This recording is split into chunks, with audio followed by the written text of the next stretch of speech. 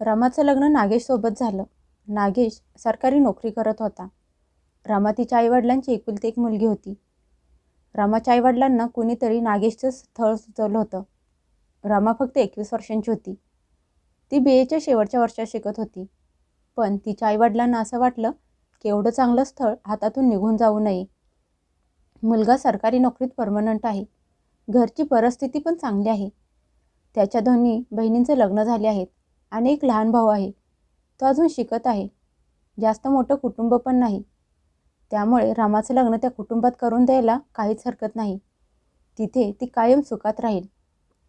पण रमाला आत्ताच लग्न करायचं नव्हतं, कारण तिला शिकून स्वतःच्या पायावर उभं राहायचं होतं. पण तिच्या आईवडिलांनी तिची समजूत काढली की तू लग्न झाल्यानंतर पण तुझं शिक्षण पूर्ण करू शकतेस. नागेशच्या आईवडिलांना त्याच्या लग्नाची खूप घाई होती. असं होऊ नये की चांगलं स्थळ आपल्या हातातून निघून जाईल. त्यापेक्षा लग्न केलं तर चांगलं होईल. शेवटी आईवडिलांनी खूप समजून सांगितल्यानंतर रमा या लग्नासाठी तयार झाली. नागेशच्या घरातल्या लोकांनी लग्नाच्या वेळी खूप वेगवेगळ्या मागण्या केल्या होत्या. तेवढ्या सगळ्या मागण्या रमाच्या वडिलांनी पूर्ण केल्या, कारण रमा त्यांची एकुलती एक मुलगी होती आणि नागेश पण चांगल्या पोस्टवर काम करत होता. रमाच्या वडिलांना काहीही झालं तर हे स्थळ हातातून जाऊन द्यायचं नव्हतं. रमाच्या लग्नाच्या खर्चासाठी त्यांनी त्यांची जमीन विकली आणि रमाच्या सासरच्या लोकांच्या सगळ्या मागण्या पूर्ण केल्या. खूप मोठी रक्कम खर्च करून त्यांनी त्यांच्या एकुलत्या एका मुलीची पाठवणी केली, म्हणजे ती आयुष्यभर सासरी सुखात आनंदात राहील. तिला कुठल्याच गोष्टीची कमी पडू नये. पण जशी माणसाच्या मनातली इच्छा असते, अगदी तसंच होतं असं नाही. रमा सासरी आल्यानंतर हळूहळू सासरच्या लोकांचे खरे रूप तिला दिसायला लागले. नागेश पूर्णपणे आईवडिलांच्या ऐकणाऱ्यांमधला होता. तो फक्त त्यांच्या आईवडिलांचा आणि भावा बहिणींचा विचार करत असायचा. रमाशी त्याला काही देणं घेणं नव्हतं. नागेशच्या वडिलांनी जास्त काही कमवलं नव्हतं. बघायला गेले तर रमाच्या आणि नागेशच्या घरची परिस्थिती बरोबरीची नव्हती. फक्त नागेशची नोकरी बघून तिच्या आईवडिलांनी तिचं लग्न नागेशसोबत लावून दिलं होतं. नागेश आणि त्याच्या घरातल्या लोकांनी आता कुठे जास्त पैसा बघायला सुरुवात केली होती. त्यामुळे ते वेडे झाले होते. त्यात रमा लग्नात येताना एवढा सगळा पैसा दागिने घेऊन आली होती. ते लोक अजूनच अहंकारी झाले होते. त्यांना असं वाटत होतं की त्यांचा मुलगा खूप योग्य आहे, म्हणून त्याला लग्नात एवढं सगळं मिळालं. नागेशच्या नजरेत रमाला काहीच किंमत नव्हती. तो प्रत्येक काम आईवडिलांना विचारून करत होता. भाऊ बहिणींची काळजी घ्यायचा आणि रात्री फक्त रमाजवळ जात असायचा. रमाला एखाद्या छोट्या गोष्टीची जरी गरज पडली तर नागेश बोलायचा की आईजवळ जाऊन सांग, आणि सासूला पैसे मागितले तर सासू तिला सरळ पैसे द्यायला नकार द्यायची. सगळं असून पण रमा छोट्या छोट्या गोष्टींसाठी तडफडत असायची. कधी कधी त्याच्या घरातल्या लोकांना खुश करण्यासाठी रमाचा खूप अपमान करायचा, तिच्याशी वाईट वागायचा आणि रमा सगळं शांतपणे सहन करत असायची. त्याच्या दोन्ही बहिणींची लग्न झाली होती. कधी माहेरी आल्या तर नागेशकडून खूप खरेदी करून घ्यायच्या आणि नागेश पण आनंदाने बहिणींवर पैसे उधळत असायचा. पण रमाला लग्नानंतर साधा एक क्लिप पण आणून दिला नव्हता. त्याच्या आई वडील सरळ नागेशला बोलायचे की रमा मोठ्या घरातून आली आहे, लहानपणापासून आरामात मजेत राहिली आहे, तिला कुठल्याच गोष्टीची कमी राहिली नसणार. पण आम्ही एवढी वर्ष गरिबीमध्ये काढली आहेत. आत्ता तुला नोकरी लागल्यावर आमच्याकडे पैसा यायला लागला आहे. त्यामुळे अगोदर तुझ्या आईचं, वडिलांचं, भावा बहिणींच्या सगळ्या इच्छा पूर्ण कर. त्याच्या दोन्ही बहिणींच्या घरची परिस्थिती साधारण होती, कारण नागेशच्या वडिलांजवळ एवढा पैसा नव्हता की ते त्यांच्या मुलींची लग्न मोठ्या घरात लावून देतील. नंतर नागेशला चांगली नोकरी लागल्यामुळे त्यामुळे त्याच्या बहिणी त्यांच्या सगळ्या इच्छा भावाकडून पूर्ण करून घेत असायच्या. नागेश पण त्यांच्या सगळ्या इच्छा आनंदाने पूर्ण करत होता. त्याचा धाकट्या भावाच्या पण खूप मोठमोठ्या डिमांड असायच्या आणि नागेश तो लगेच पूर्ण करायचा. आईवडिलांसाठी तर जीव द्यायला पण तयार होता. या घरात किंमत नव्हती ती फक्त रमाला. एकदा त्याच्या दोन्ही बहिणी माहेरी राहायला आल्या होत्या आणि रमा झोपली होती कारण तिची तब्येत ठीक नव्हती. या गोष्टीवरून त्याच्या आईने आणि बहिणीने त्याचे कान भरले. त्याने मागचा पुढचा कसलाच विचार न करता त्या दिवशी रमाला खूप मारले. रमाला विश्वासच बसत नव्हता की नागेश तिच्यावर हात पण उचलू शकतो. ती तिचं सामान घेऊन माहेरी निघून गेली. नागेश पोलीस विभागात काम करत होता. त्याने त्याचा पूर्ण फायदा उचलला आणि तिच्या वडिलांना फोन करून धमकी दिली की चुकून पण माझ्याविरुद्ध तक्रार करायचा प्रयत्न करू नका, नाहीतर तुम्हाला आणि तुमच्या कुटुंबाला अशा केसमध्ये अडकवेन की आयुष्यभर तुम्हाला जामीन पण मिळणार नाही. रमाच्या वडिलांनी खूप प्रयत्न केला पण त्यांची तक्रार कुणीही घेतली नाही. काही दिवसांनी नागेशने रमाला फोन करून धमकी दिली. तो म्हणाला, तुला तर माहीतच आहे मी पोलिसात नोकरी करतो आणि चांगल्या पोस्टवर पण आहे, त्यामुळे तुझ्या घरातले लोक माझं काहीच बिघडवू शकत नाहीत. तू विचार करत असशील की माझ्यापासून लांब जाशील, तर असं काहीच होणार नाही. त्यापेक्षा हे चांगलं आहे की तू गुपगुमान सासरी परत ये आणि तुझं घर सांभाळ. आणि जर सासरी परत नाही आलीस तर मी तुझ्या बाबांना कुठल्या तरी केसमध्ये अडकवेन आणि तुरुंगात टाकेन. मग तू आणि तुझी आई रडत बस. रमाला माहीत होतं नागेश खूप विचित्र माणूस आहे आणि ती त्याच्या जाळ्यात पूर्णपणे अडकली आहे. ती सासरी जायला तयार झाली कारण तिला असं वाटत नव्हतं की तिच्यामुळे तिचे आई वडील कुठल्या तरी प्रॉब्लेममध्ये अडकावेत. तिच्या आईवडिलांना आज त्यांच्या चुकीची जाणीव झाली होती की त्यांनी फक्त नागेशची नोकरी बघून घाई गडबडीत मुलीचं लग्न करून दिलं. नेहमी आपल्या बरोबरीच्या लोकांमध्ये नातं जोडायला हवं. नागेशसोबत लग्न करून रमाचं आयुष्य बर्बाद झालं होतं आणि हे तिच्या आईवडिलांना चांगलंच समजलं होतं.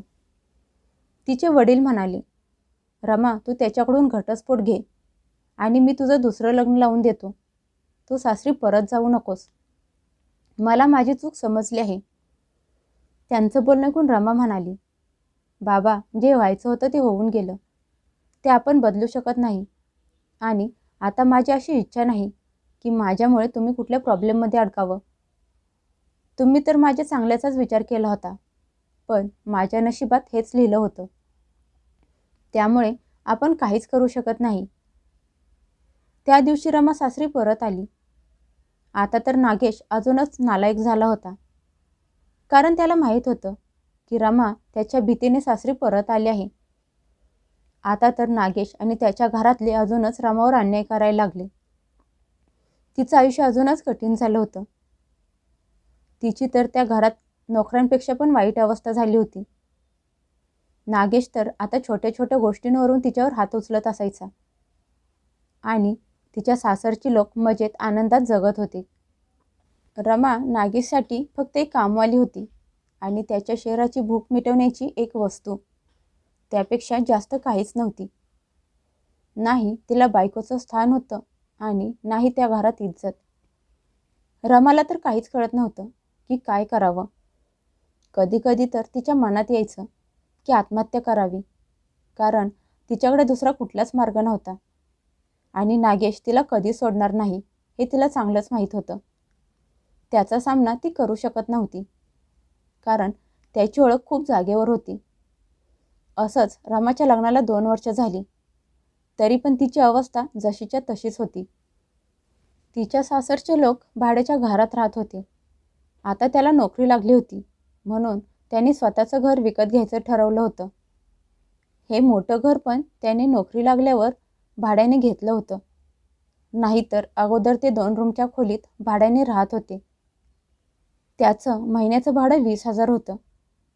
नागेश त्याच्या पदाचा चुकीचा वापर करून चांगलेच पैसे कमवत असायचा, त्यामुळे आता तो स्वतःचं घर विकत घ्यायचा विचार करत होता.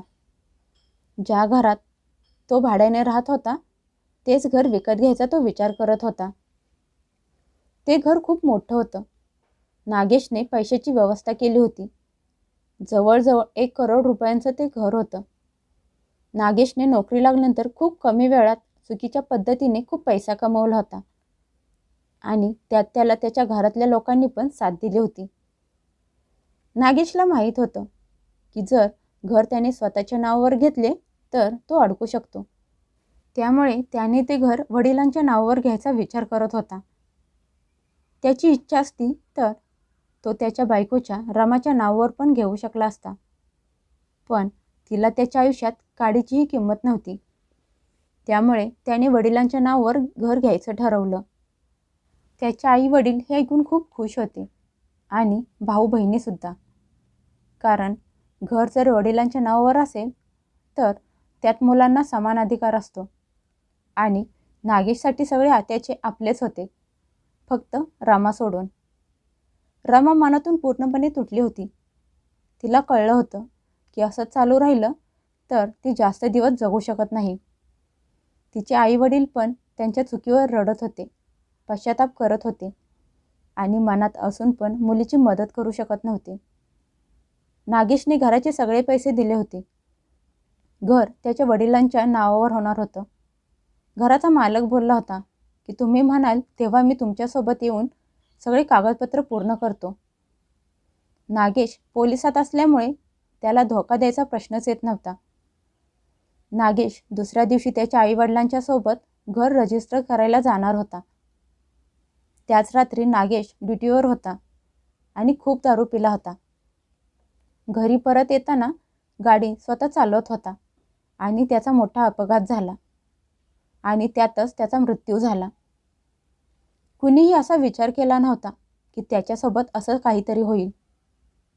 थोड्या वेळात ही बातमी त्याच्या घरातल्या लोकांना मिळाली. घरात गोंधळ सुरू झाला. रमाला पण काहीच कळत नव्हतं की अचानक हे सगळं काय झालं. त्यांच्या घरातले पूर्णपणे तुटले होते, कारण नागेश त्यांच्यासाठी सगळं काही होता.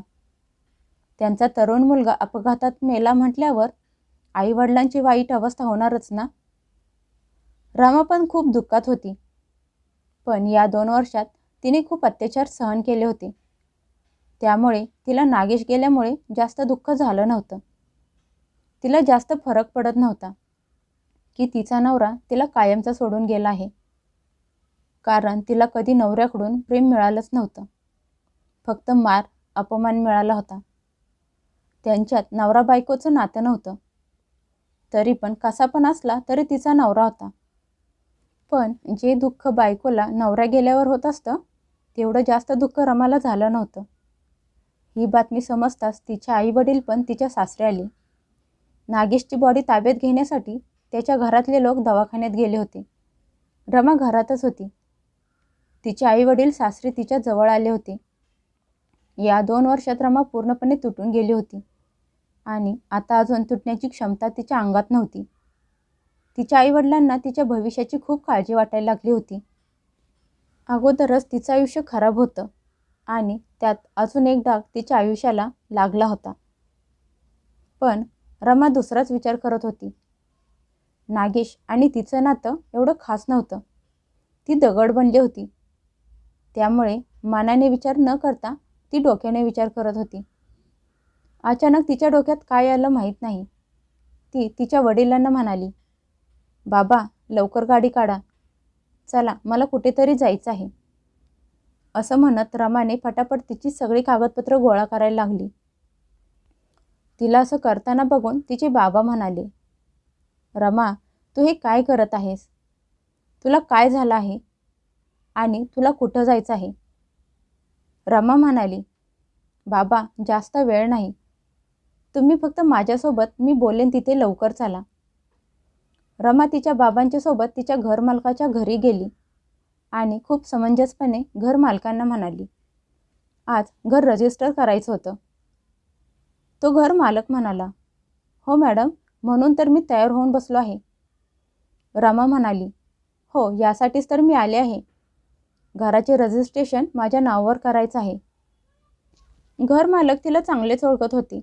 ती नागेशची बायको होती, पण त्यांच्या घरात रमाची काय किंमत आहे हे बाहेरच्या लोकांना माहीत नव्हतं.